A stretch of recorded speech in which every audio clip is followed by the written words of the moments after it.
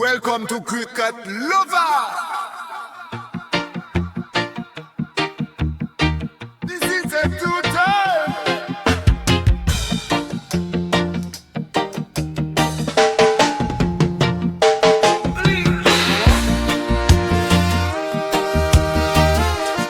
Welcome to Cricket Lover. බංග්ලාදේශයේ ඔලෝක කුසලන්ට එනවද නැත්ද කියලා තීරණය කරන්න තියෙන්නේ හෙට විතරයි. බංග්ලාදේශය ඔවුන්ගේ ඉල්ලීම් ඉදිරිපත් කරා. ඔවුන් C කාණ්ඩයෙන් B කාණ්ඩයට මාරු කරන්න කියලා ඉල්ලුවා. ඒ සියල්ලට ICC එකඟ වෙලා නැහැ. ඇත්තටම එකඟ වෙන්න විය යුතුත් නැහැ මගේ පෞද්ගලික මතය. මොකද බංග්ලාදේශය කියන විදිහට නටන්න අවශ්‍ය නැහැ. මොකද ක්‍රීඩකයෙක් හින්දා මුස්ටෆිසුර් රහමාන් IPL එකක් වලින් ඩ්‍රොප් කරා කියලා රටට යන්න නැතුව ඒ ප්‍රශ්න එකක් එහෙමයි. ඔවුන්ට ඕන විදිහට මේ ගෲප් එකට ගිහිල්ලා අර ගෲප් එකට ගිහිල්ලා මේ කාල කරන්න දෙන්න නරකයි. ඉතින් බංග්ලාදේශය එහෙම වෙද්දී දැන් පාකිස්තානයත් ඔවුන්ව පුෂ් කරනවා. පාකිස්තානය කියනවා බංග්ලාදේශය යන්නේ නැත්තම් අපිත් යන්නේ නැහැ කියලා ලෝක කුසලන්ට. එහෙම කතාවක් කියලා තියෙනවා පාකිස්තානයේ. පාකිස්තානය එහෙම කිව්වනම් මේ ලෝක කුසලනය අතරමඟ නවදීද? එහෙම නැත්තම් ලෝක කුසලනය ඔවුන් බංග්ලාදේශය පාකිස්තාන වෙනුවට කවුද කණ්ඩායම් දෙකක් එන්නේ?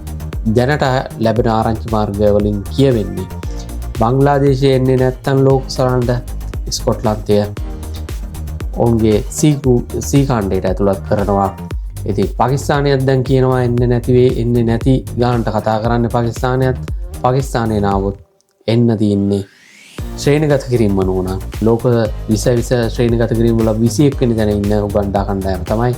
ස්කොට්ලන්තයේ ඉන්නේ 14. නමුත් ඔවුන් යුරෝපා සුදුසුකම් ලැබීමේ තරඟාවලිය ඔවුන් පරාජය වුණා. ඒ නිසා ඔවුන්ට අහිමි වුණා මේ ලෝක කුසලන්ට සහභාගී වෙන්න.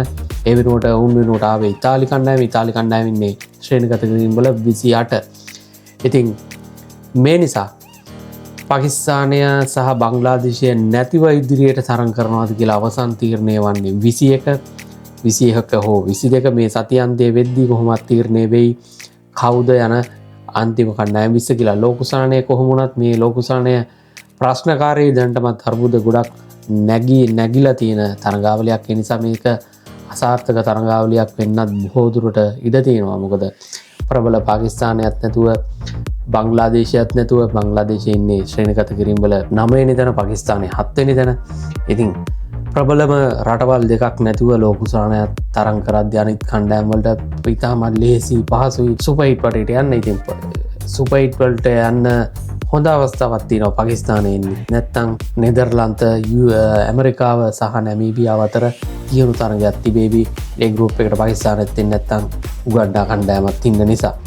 ඒ වගේම තමයි C කාණ්ඩයේ එංගලන්තය සහ බටහිර ඉන්දිය පොදු තමයි ප්‍රබල කණ්ඩායම් දෙක බංග්ලාදේශය හැරෙනකොට. ඉතින් ඔවුන්ට නිතරංගයෙන්ම වගේ කියන්න බෑ. ඉතින් ස්කොට්ලන්තයත් මම හිතන්නේ මට මතක විදිහට එංගලන්තය පරාජය කරා 20 තරඟයක සහ බටහිර ඉන්දිය පොදුවත් ඔවුන් පරාජය කරා. ඉතින් ඒ නිසා ස්කොට්ලන්තයත් එතනට આવොත් බංග්ලාදේශය දෙන ගේමම ඔවුන් දෙන්නත් පුළුවන්.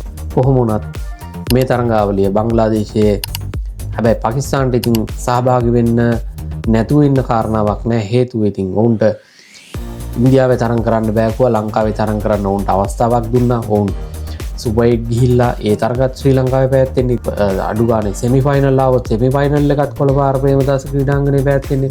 ෆයිනල් ආවොත් ඒකත් ආර් ප්‍රේමදාස ක්‍රීඩාංගණයේ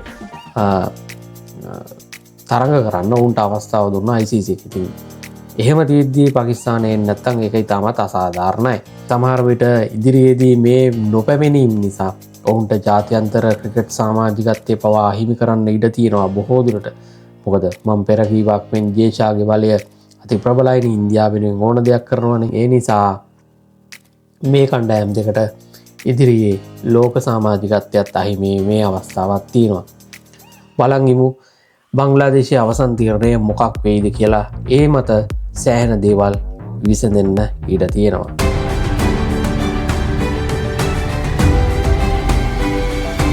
නවසීලන්තය පළමුවරට ඉන්දියාවේදී එක්දින තරඟාවලියක් ජයග්‍රහණය කරා. විශේෂත්වය වන්නේ නවසීලන්තයේ මේ ජයග්‍රහණය කරොත් ඔවුන් තරඟාවලිය 16ක් මේ වන විට තරඟ කර තිබුණා ඉන්දියාවේ. නමුත් ඔවුන්ට එකවරක්වත් ජයග්‍රහණය කරන්න හම්බුන්නේ නැහැ. මේ තරඟාවලි ජයග්‍රහණය කිරීමේ සුවිශේෂත්වයන් ඔවුන්ගේ නායකයා මිචල් සැන්ටර්නෑ කේන් විලියම්සන් ටොම් ලේතම් ආදී ප්‍රබල පිතිකරුවන් නැහැ. ඒ ප්‍රතිකරුවන් සහ එවගේම තමයි වේගපන්දයන්නන් මැට් හෙන්ඩරි ලොකි ෆර්ගසන් ඇඩම් මිල්නේ වගේ සහ ඒකොප් ඩෆී වැනි ප්‍රබල වේගපන්දයන්නන් නැතුව තමයි මේ තරඟාවලීටාව එකම එක අධ්‍යකෙන් පිරි වේගපන්දයන්න හිටියේ කයිල් ජේමිසන් ඒ අරණුකොට ඔවුන්ට හිටියේ තරුණ නවක වේගපන්දයන්න පිරිසක් බ්‍රේස්වල් විතරයි. ඉතින් බ්‍රේසලුත් මයිකල් බ්‍රේසල් එක්දින තරඟ 40කදී විතරයි නවසිලන්තය යෝජනය කරන්නේ. ඔහු නායකත්වයට ඇත්තබවා මේ තරඟාවලිය ජයග්‍රහණය කරන විශිෂ්ට අන්තිමින් තරඟාවලිය වීරයවුනේ ඩැරල් මිචෙල් මේ තරඟාවලිය ශතක දෙකක් අර්ධ ශතකයක් ලබා ගත්තා මිචෙල්. ඉතින් ඔහු තරඟාවලිය වීරය බවට පත් වුණා. ඔහු මේ ලබා ගත්තේ 9 වෙනි ශතකයේ මේ තරඟයේදී. ක්ලේන් පිලිප්ස් 2 වෙනි ශතකයේ වාර්තා කර විරාට් කෝලි 154 වෙනි එක්දින ශතකය ලබා ගත්තා. අත්දැකීම් පිරි ඉන්දිය කණ්ඩායම අත්දැකීම් අඩු නවසිලන්තය විල්ල පරාජය කරා 2-1 ලෙස තරඟාවලිය 2024 වසරේ ටෙස්ට් තරඟ 3කින් සමන්විත ටෙස්ට් තරඟාවලිය 3-0ක් ලෙස නවසිලන්තය පරාජය කරා ඉන්දියාවේදීම යනුව එක්දින සහ ටෙස්ට් තරඟාවලි 2ක ඔවුන් නවසිලන්තය ඉන්දියාවේදී පරාජය කරා. අද දවසෙත් එකතු වුණාට බොහොම ස්තුතියි. යන්න කලින් මතක් කරනවා channel එක subscribe කරලා නැති අය bell button එක click කරන්න අපි වීඩියෝ එකක් දාපු සැනින් ඔබට බලන්න හැකි වෙන්න. එහෙනම් ගිහිල්ලා එන්න. ජය වේවා.